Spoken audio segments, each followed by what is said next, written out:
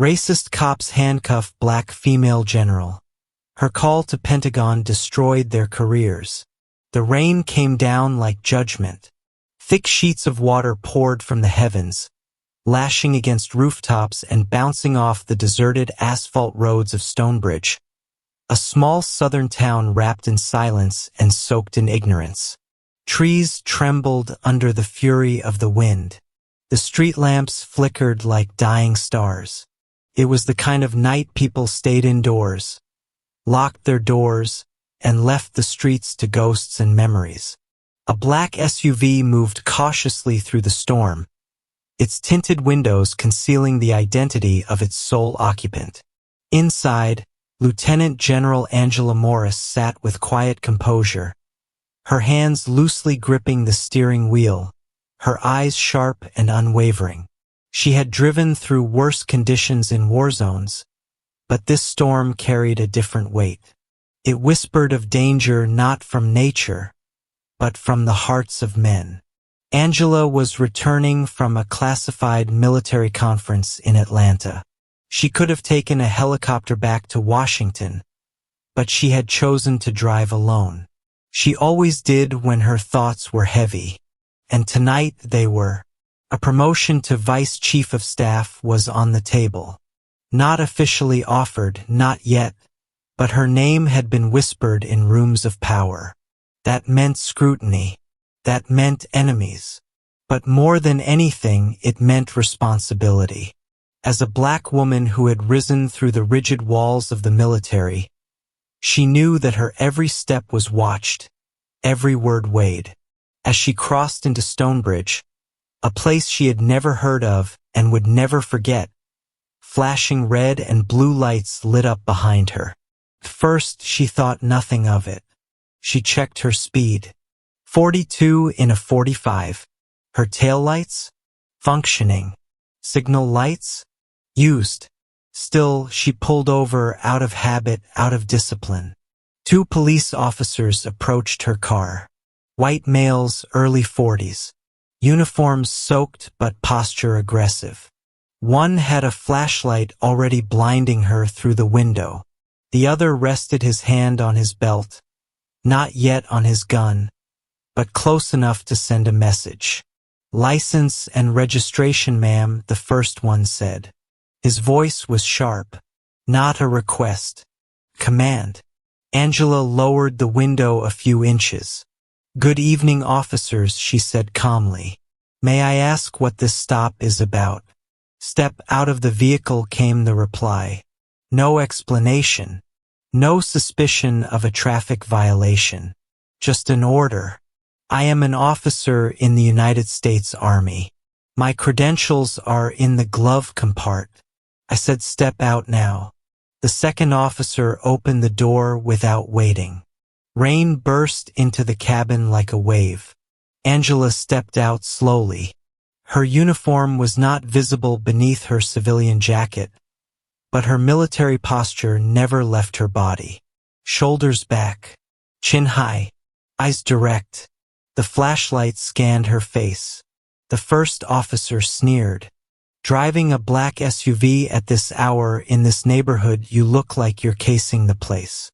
Angela tried to speak but was cut off by the second officer. "Hands behind your back now." "Excuse me," she said evenly, "I am Lieutenant General Angela Morris. I outrank the governor. You are making a very serious mistake." "Wrong answer," said the first cop. "In this town we do not play dress up." He reached for his cuffs. The cold metal clicked around her wrists with finality. Her heart pounded, not with fear, but with fury. She had faced Taliban commanders and domestic terror cells. But here she stood in her own country, handcuffed on a dark road for the crime of being black in a car after sunset. They shoved her into the back seat of the cruiser without checking her ID.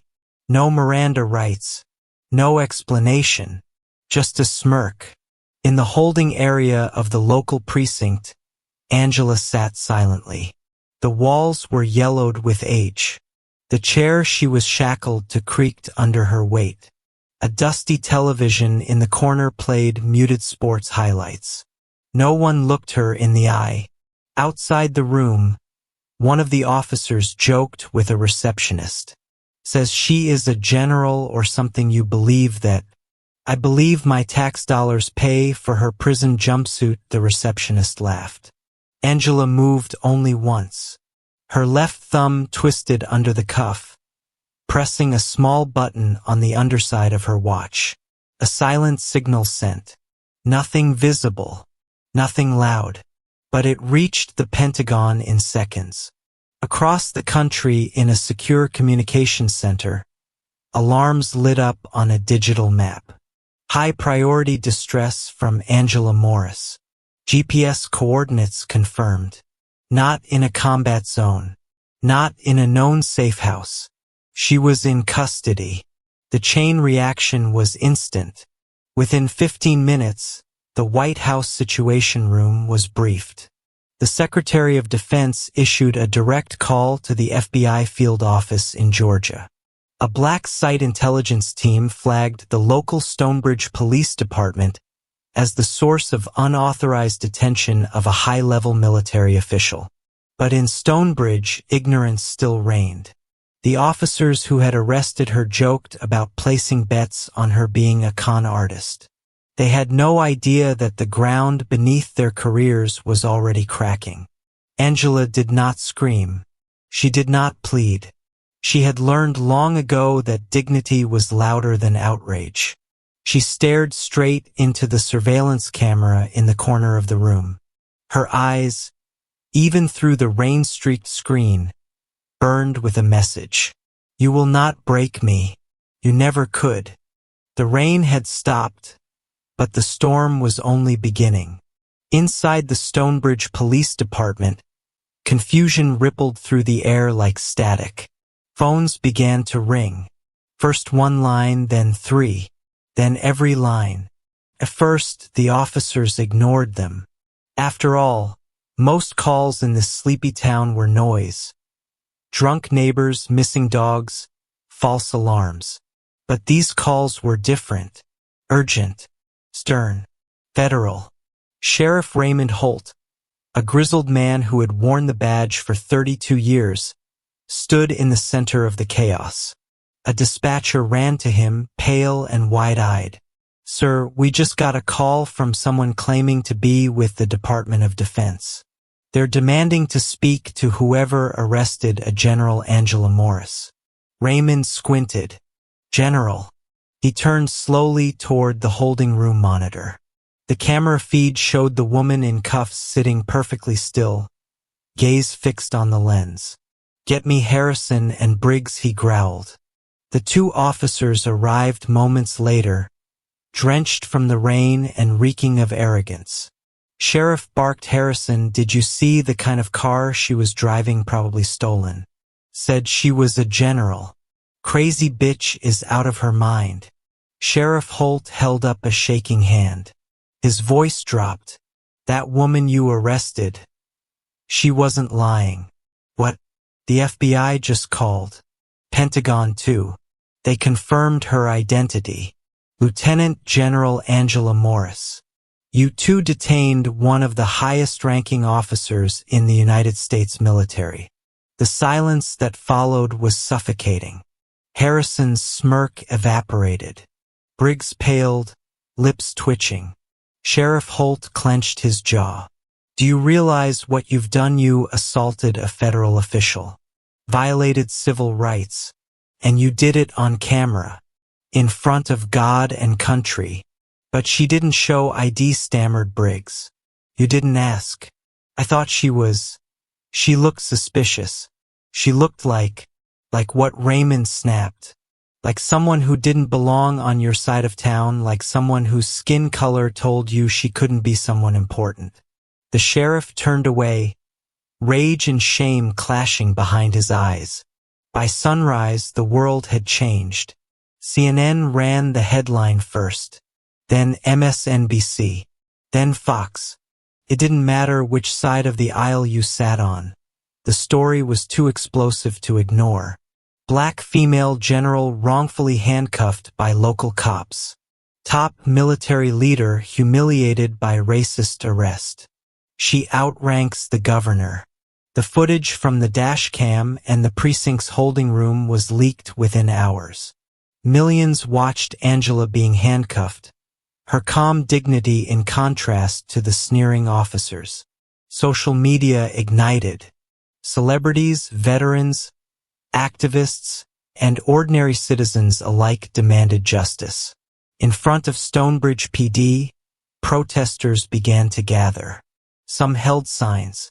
Others chanted, "Justice for General Morris. Honor does not wear a color." This is not 1963. Inside, Angela was released without a word. They had removed the cuffs but not the insult. She stood, brushed off her sleeves, and looked each of the officers in the eye. "I will not forget this," she said quietly. "Neither will the nation." The sheriff offered an apology, but she didn't take it, not because she was cruel, but because apologies without accountability were empty air. She walked out of the building as the crowd parted. Some cheered, some cried. Many just stood silent, overwhelmed by the weight of what her silence said. At the Pentagon, an emergency press conference was held. The Secretary of Defense stood before the flag and addressed the nation. "We will not tolerate the mistreatment of our service members under any circumstances." Lieutenant General Angela Morris is a decorated leader, a patriot, and a symbol of what this country claims to be. What happened in Stonebridge is not just an insult to her. It is an insult to all of us. Within 24 hours, Harrison and Briggs were suspended without pay. A federal investigation was launched. Civil rights groups filed lawsuits. The Department of Justice sent observers to Stonebridge. What had been a forgotten Southern town was now a case study in modern racial injustice. Reporters swarmed. Microphones were shoved in Angela's face. They wanted a quote, a tearful monologue, a political declaration. She gave them nothing, only a short statement read by her attorney. "I do not speak today for myself. I speak for every black man and woman who was handcuffed and never heard from again. I survived this. Others did not. My rank saved me. Their humanity should have saved them." Angela returned to Washington. Her office was flooded with letters, veterans, young black girls, civil rights leaders. Some thanked her for standing tall. Others simply said, "I see you." But something in her had changed. For years, she had believed that her uniform shielded her from the old wounds of America, that her medals, her stripes, her stars, they built a wall no hatred could cross. But that night in Stonebridge had reminded her. The wall was an illusion. Even a general could be seen as a threat, not because of her actions, but because of her skin. And the battle for respect, for dignity, was still being fought, not on foreign soil, but right here, at home. Weeks passed. Stonebridge was no longer a name lost in the folds of a map. It had become a headline, a symbol, a wound. And that wound was now on trial. Under pressure from federal oversight, a public hearing was scheduled. The two officers, Harrison and Briggs, were subpoenaed. Sheriff Holt was summoned. Lieutenant General Angela Morris, though not required, chose to attend. She wore her uniform. 3 stars gleamed on each shoulder. Her ribbons told stories no words could contain. Valor, integrity, service. She did not wear them for show. She wore them as armor and as testimony. The courtroom was filled beyond capacity. Journalists lined the back wall. Activists sat shoulder to shoulder with veterans. On one side, those who had dismissed her. On the other, those who had been waiting decades for someone like her to speak.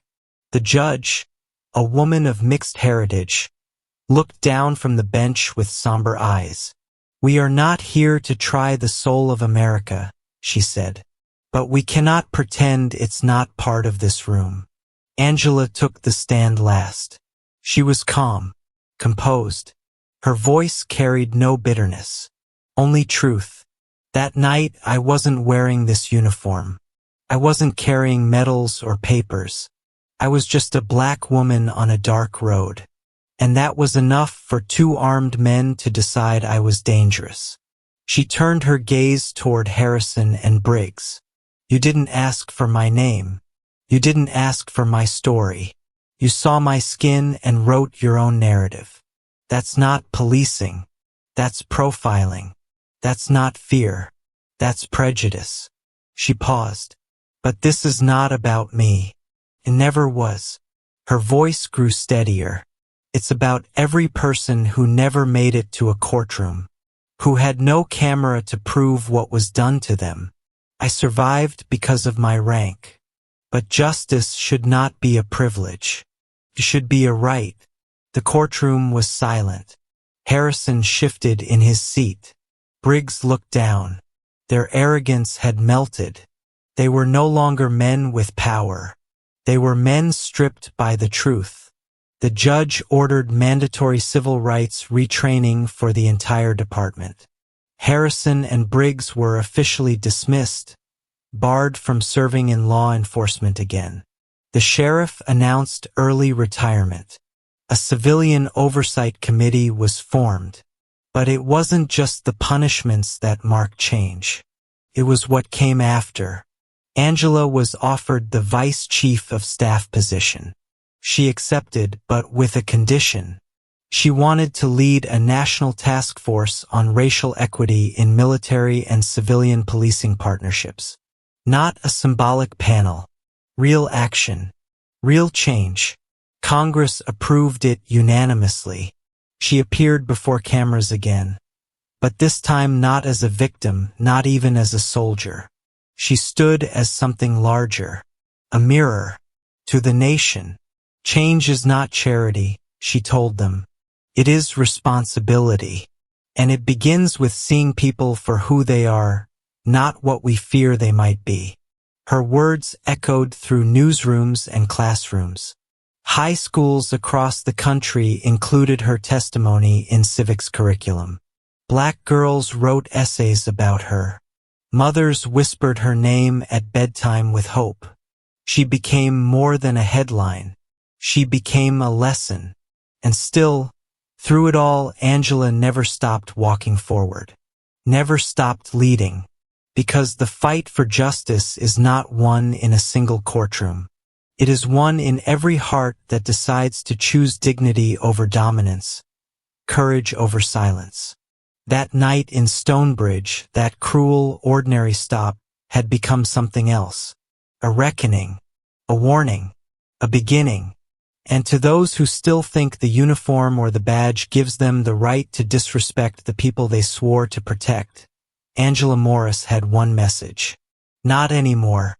If this story moved you, inspired you, or opened your eyes to a truth we often avoid, don't let it end here. Subscribe to our channel for more powerful stories that speak truth, justice, and human dignity. And don't forget to watch the next video because some stories don't end. They continue. Until next time.